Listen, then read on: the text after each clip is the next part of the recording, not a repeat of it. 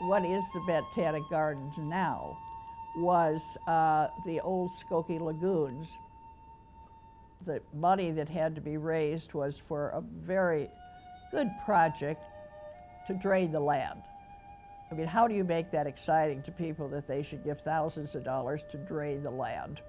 So you had to dream that someday it would be a beautiful garden and you could be a part in being a founder of it and start it. I was there from 76 to 1980.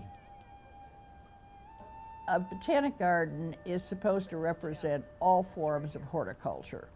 And so, of course, one of the very important ones all through history have been the Asian gardens, and particularly the Japanese gardens. The designer of the gardens was Koichi Kawada. Koichi knew and understood that this had to be authentic. So all the structures that you see on the islands now were all made in Japan. They were then taken apart, they were shipped, and workers came over to the garden and they reconstructed them there, the bridge, everything. The Emperor's son came for the dedication, which never would have done if we had not had a very authentic garden. Certainly when I worked there and things got very, very hectic, I would go out to the hill above the Japanese gardens because you could sit there in the shade and look down at the various islands, and it was just a peacefulness and quiet, and it was wonderful.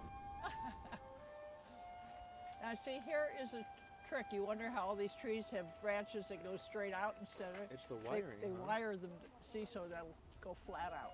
Wow. And when I go there now, I look and say, I remember when we did this, and I remember what that was before this. And it has just grown and matured beautifully. It is my feeling that when I left, I had raised $85 million to develop the more than 300 acres. And it's a beautiful, beautiful place now, and people would never ever realize what it was before.